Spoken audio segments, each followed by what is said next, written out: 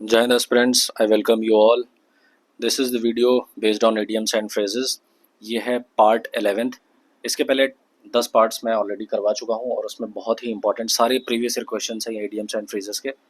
आपको important updates और important PDFs इस टेलीग्राम चैनल पे मिल जाएंगी।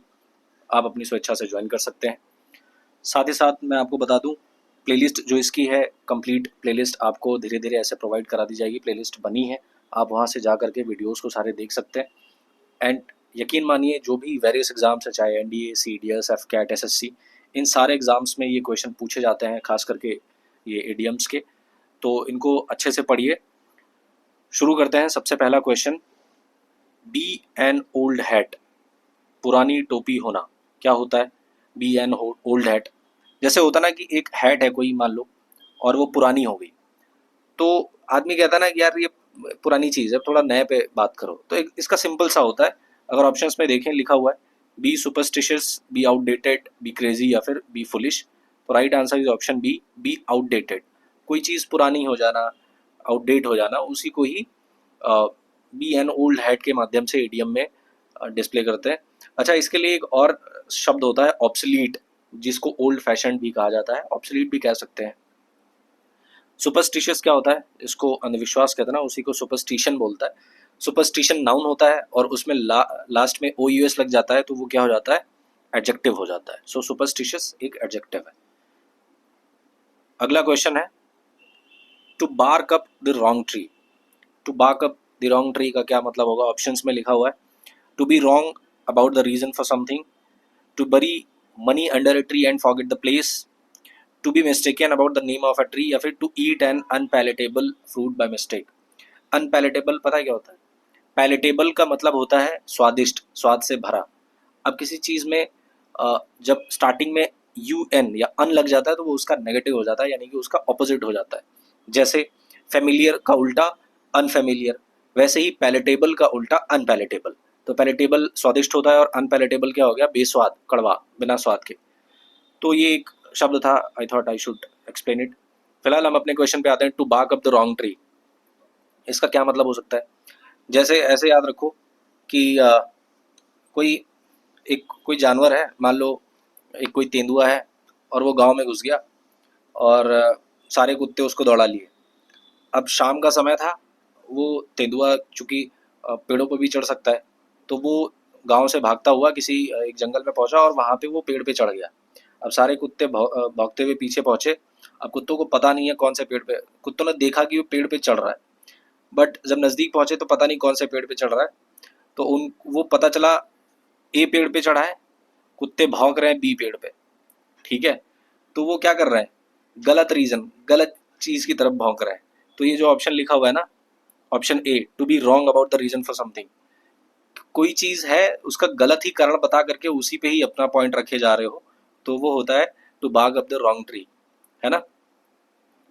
ठीक, चलो question number 3, bite your tongue, इसका क्या मतलब होता है? अपनी जीभ काट लेना।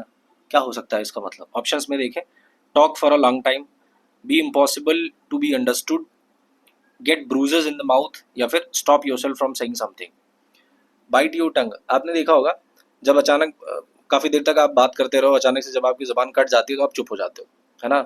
आपको लगता है, जनरली लोग बोलते हैं कि किस लगता है कोई मुझे गाली दे रहा है, ऐसा लोग बोलते हैं। बट इन जनरल क्या होता है, बात करते वक्त जब जुबान कट जाती है, दांतों के बीच में आ जाती है, तो लोग बोलना बंद, चुप हो जाते हैं अचानक से, क्योंकि भाई दर्द होता है ना ऑब्वियसली, तो चुप हो जाते हैं। एक तो ये हो गया कारण, मतलब एक तो एक तरीका हो गया इसको याद करने का। तो सिंपल सी बात है, option D is the right answer, stop yourself from saying something. किसी चीज को कहने से पहले अपने आप को रोक लो, अपने आप को रोक लेना, उसी को कहते हैं bite your tongue.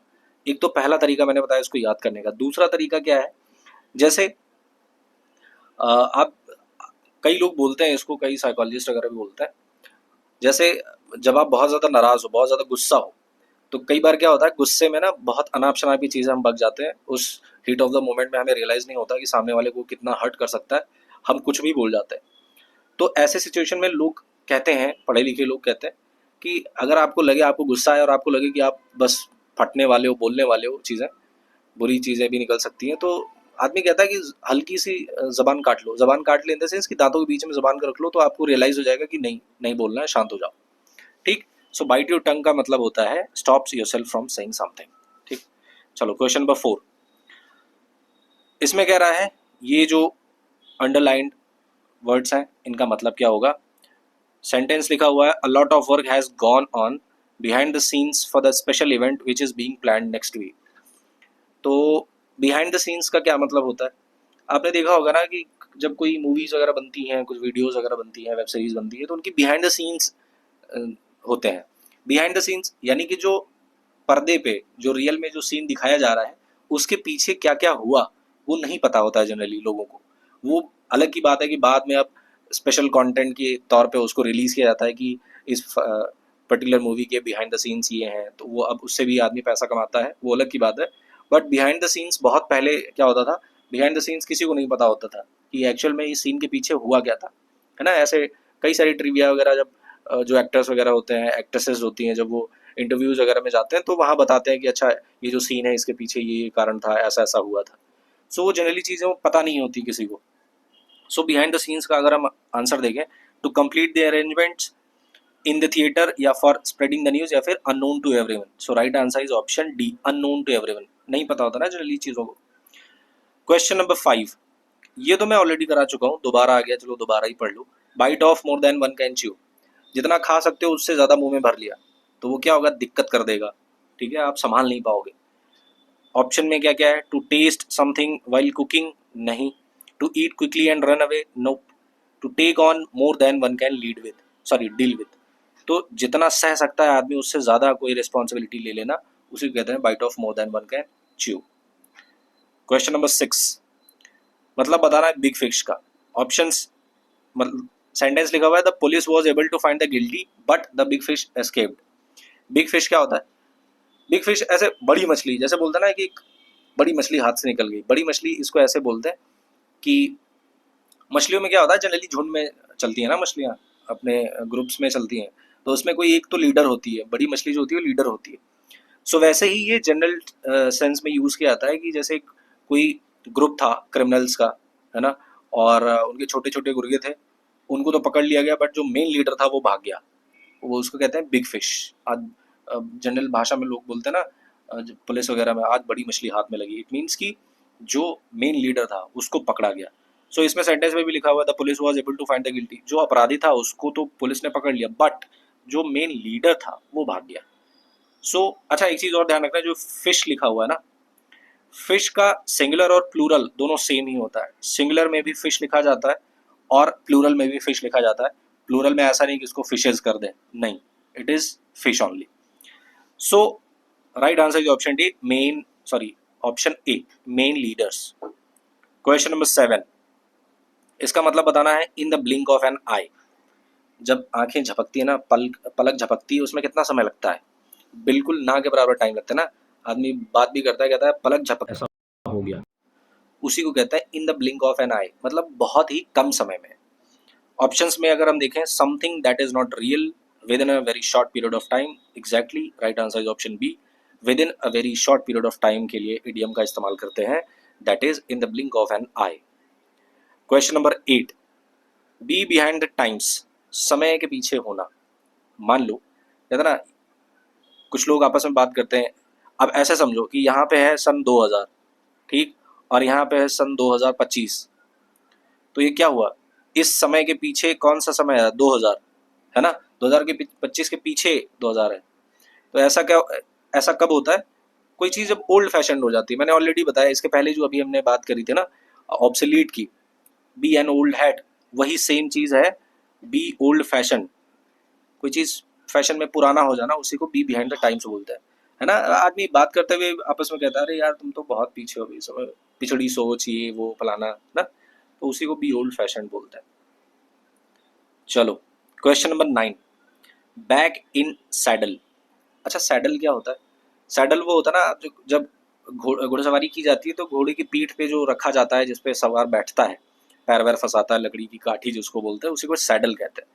So back in saddle, अब सैडल में वापस आना क्या होता है, इसको ऐसे याद कर सकते हो, जैसे पुराने समय में जो लड़ाइयाँ लड़ी जाती थी, घुड़सवार होते थे उसमें, और जो सोल्जर्स होते थे, जो सेनापति वगैरह होते थे, सारे वो घुड़सवार ही होते थे। अब क्या हुआ, सब शांति से बैठे हैं छुट्टी उट्टी लेकर के, अचानक से हुआ कि भैया लड़ाई लग गई है चलो। तो आदमी सबसे पहले क्या करता था, क्योंकि लड़ाई का मेन जो साधन था वो घोड़ा था, तो आदमी सबसे पहले घोड़ा तैयार करता था, घोड़े में काठी वगैरह बांधना, लगाम वगैरह बांधना। तो दोबारा अगर उस पर काठी चढ़ाई जा रही है, इट मीन्स कि वो दोबारा काम पर जा रहे हैं, है ना। कोई भी ड्यूटी है उसके, उस पर दोबारा वो जा रहे हैं, तो उसी को कहते हैं बैक इन सैडल। ऑप्शंस में देखें, learn how to ride, resume duty, teach something writing, या फिर टीच समवन राइटिंग, या फिर put a new saddle. So right answer is option B, resume duty, है ना। ड्यूटी छोड़ करके आराम से शांति में बैठ के अपना मस्त एंजॉय कर रहे थे, और अचानक से जब नोटिस आई कि भैया चलो चलना है, तो फिर बेचारे तुरंत उठ के गए, फटाक से घोड़े पर काठी लगाई, घोड़ा तैयार किया और खुद तैयार होकर के फिर अपनी ड्यूटी पे निकल गए। सो बैक इन सैडल का मतलब होता है रिज्यूम ड्यूटी, ड्यूटी को रिज्यूम करना। अगला ऑप्शन है, अगला question and 10th question of this video is between the devil and the deep सी। ये वाला इडियम मैं ऑलरेडी करवा चुका हूँ, दोबारा करवा देता हूँ। कह रहा है बिटवीन द डेविल, इसके पीछे एक मैंने कहानी भी बताई थी, मैं उस कहानी को रिपीट नहीं करूंगा। उसकी अगर कहानी जाननी है तो पुरानी वीडियो देख लेना, इसी प्लेलिस्ट में मिल जाएगी आपको। बट हाँ, ऐसे समझ लो कि डेविल है, एक तरफ तो डेविल है, दूसरी तरफ गहरा समंदर। तो ऐसे समझो कि एक कहानी थी, उसमें क्या था कि एक वो था, नाव पे जो यात्रा करने वाले लोग होते हैं वो था, और अचानक से जब एकदम अंदर पहुंचता है समंदर के, और वहां पे क्या होता है, एक सामने से राक्षस आ जाता है, एक डेविल आ जाता है पानी का। एक तरफ तो वो होता है, दूसरी तरफ एकदम गहरा समुद्र। अब जाए तो जाए कहाँ। तो ऐसे सिचुएशन कब होती है, जब आदमी समस्याओं में फंस जाता है। इसी को आम बोलचाल की भाषा में कहते हैं एक तरफ कुआं दूसरी तरफ खाई, यानी कि दो बड़ी बड़ी समस्याओं के बीच में आदमी फंसा हुआ है। एक तरफ तो राक्षस है, दूसरी तरफ गहरा समंदर, जाएं तो जाएं कहाँ, जिस तरफ जाएंगे दोनों तरफ मुश्किल ही है, जान से हाथ धोनी पड़ेगी। उसी को कहते हैं between the devil and the deep sea. Options में अगर देखें, go fishing and cause trouble, nope, between two great difficulties, speaking sharply, या फिर to begin work seriously. So right answer क्या है, option B, between two great difficulties. So ये थे important 10 question, सारे प्रीवियस ईयर क्वेश्चन है। I hope आपको समझ में आए होंगे। Thank you so much for watching, see you in the next video, till then take care, Jai Hind.